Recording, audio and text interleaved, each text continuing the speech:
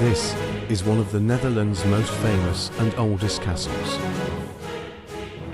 Home of political intrigue and murder. The house of one of the Netherlands' most famous writers. Watch and learn why you should definitely visit this castle.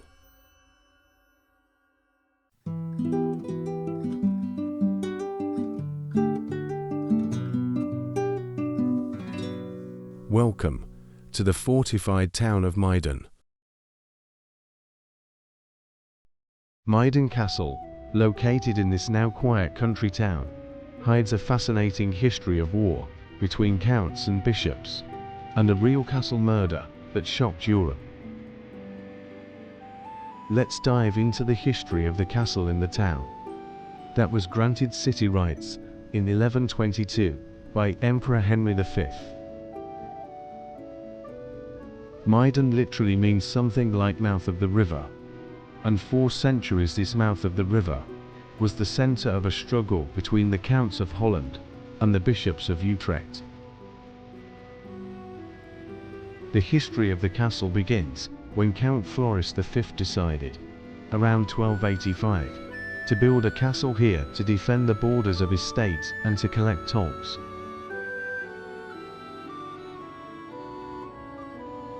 Floris had already expanded his territory to the north by dealing with his enemies, the Van Amstel family, and would, after building Muiden Castle, also conquer Utrecht from the bishops. Floris became a powerful man who made a first attempt to unite the Netherlands with his conquests, and he also completed the Binnenhof in The Hague, where the Dutch government is still housed today. But a powerful man like Floris had to constantly look over his shoulder, and it would not be long before the success of the Netherlands' most famous counts came to an end.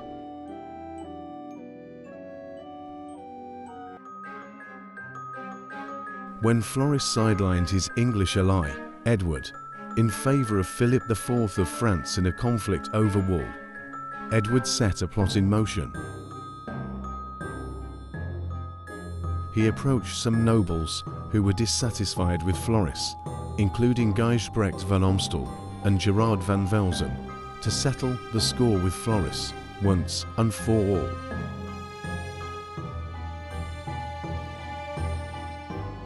On the sunny afternoon of June 23, 1296, Floris, who was staying in Utrecht, accepted an invitation from Gijsbrecht van Amstel to go falcon hunting. Floris had been in conflict with the Van Amstel family for decades, but trusted them enough to go along without bodyguards. That turned out to be a fatal decision, because once outside the city walls, Gerard van Velsen drew his sword, took Floris hunting sparrowhawk from him and, after they had overpowered him, took him as a prisoner to his own Muiden Castle. The capture of the popular count spread like wildfire through the country, and the kidnappers soon decided that he had to be moved to prevent him from being freed from the castle by supporters. On the afternoon of June 27th, the kidnappers tried to take him away in the direction of Muidenburg, but when a group of residents of a nearby village stopped them, in the unrest Floris tried to get away, bound and on his horse. The kidnappers could not allow this to happen, and Gerard van Velsen stabbed the count to death. It was a shock to Holland, and is often referred to as the first political assassination in the Netherlands. The conspirators had to flee abroad, where Gerard van Amstel would remain in exile for the rest of his life, but Gerard van Velsen was caught.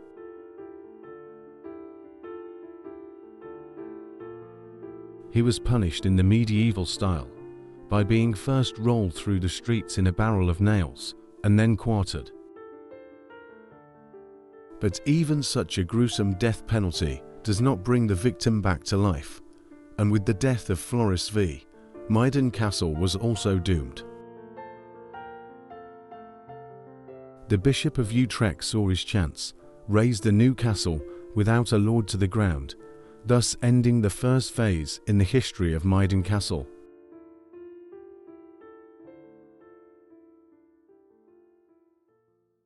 But the castle would rise again and come into the possession of a famous female medieval leader.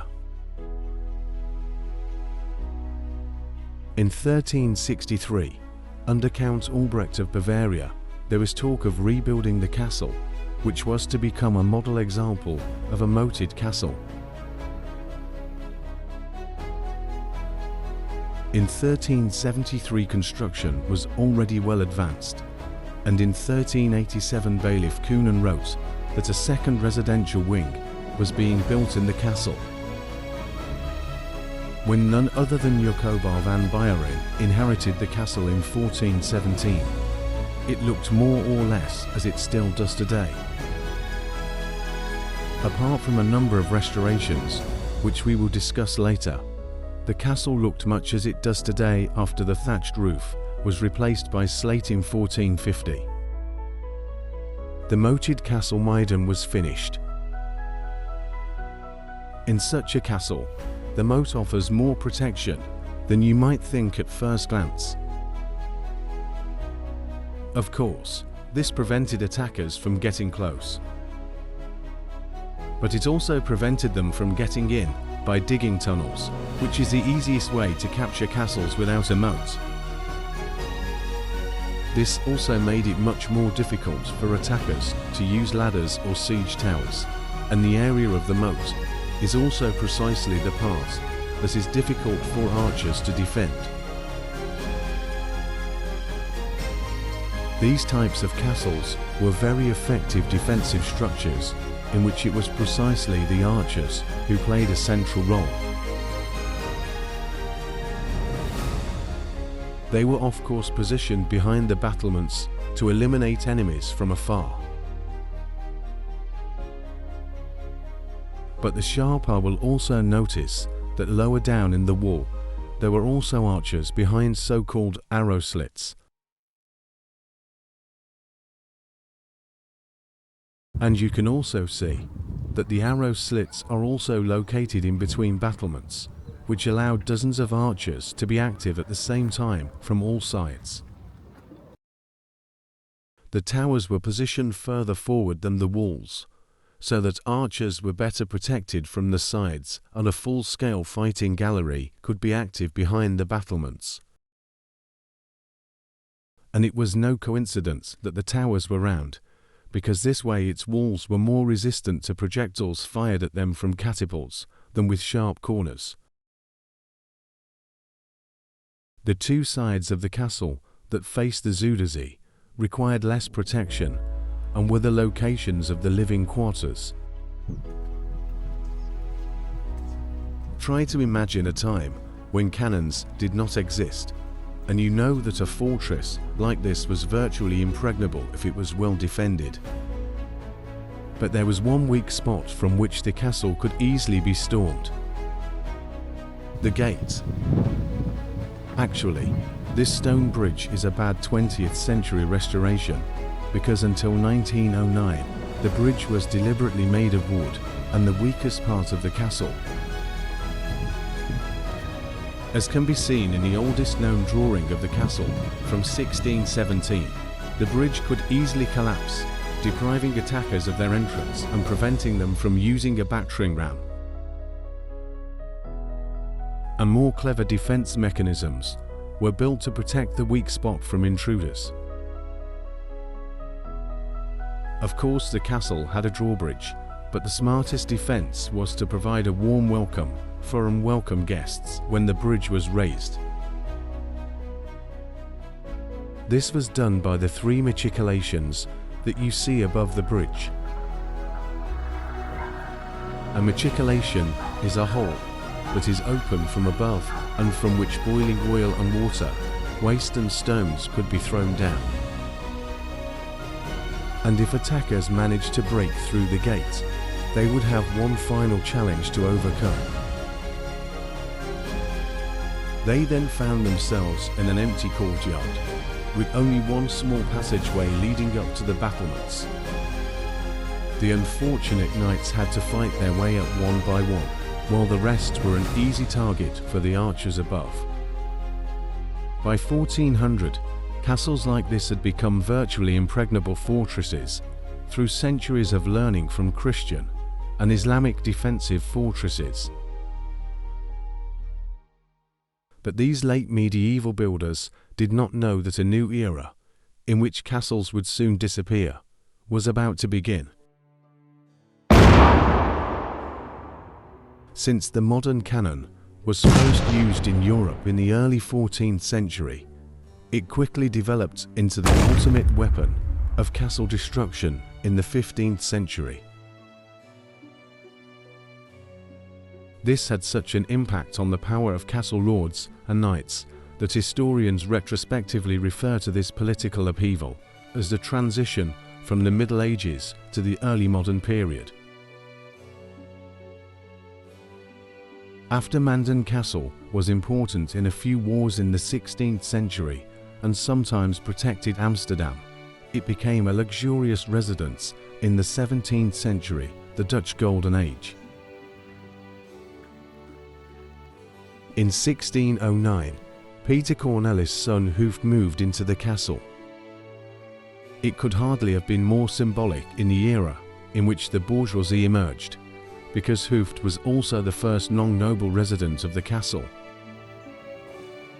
With his arrival, the castle also experienced its golden age, because Hooft renovated the castle into an elegant residence.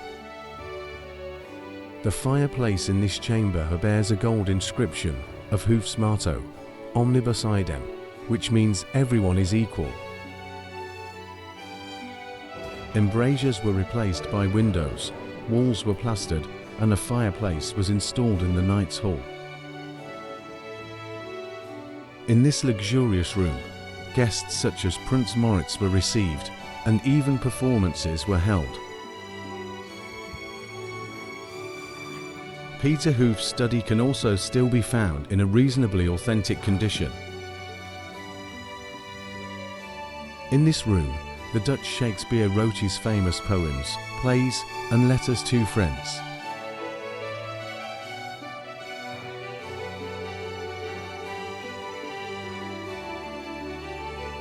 Even the surroundings of the castle were not forgotten and luxurious. Square gardens were laid out in English style.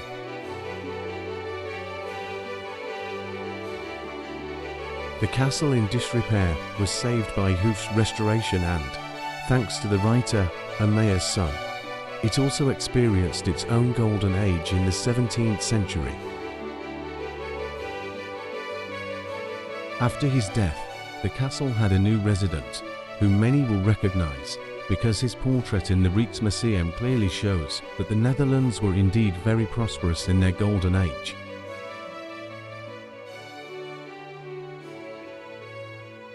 But when prosperity in the Netherlands declined in the 18th century, the maintenance of such a luxurious home soon became too expensive, and the castle fell into disrepair.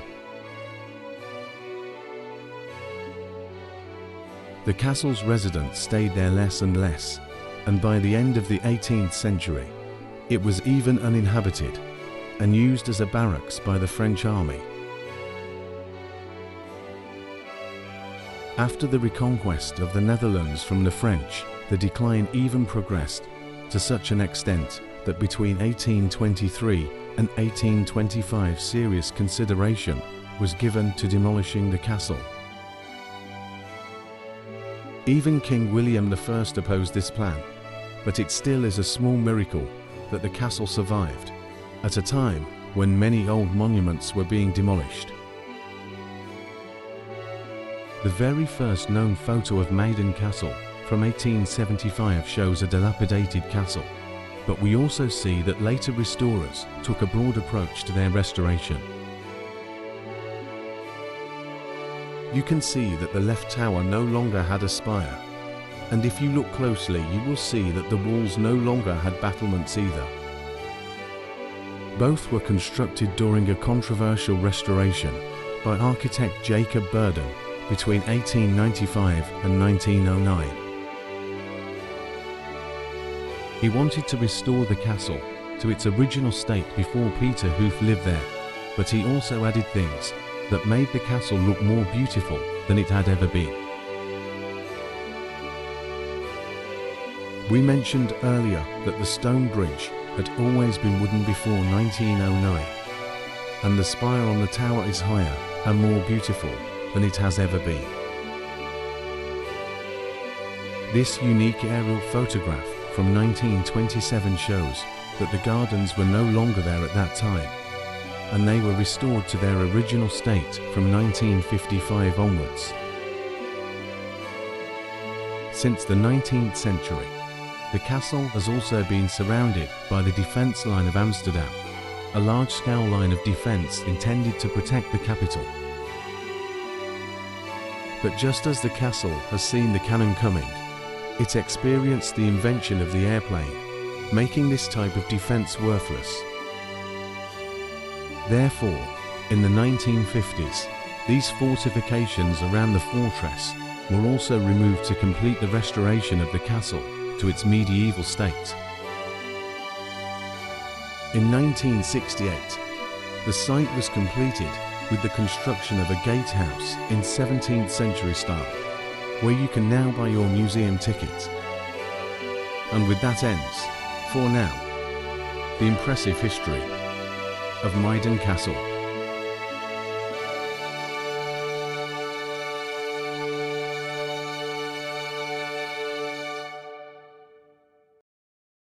Thanks for watching, and see you again in one of our next videos.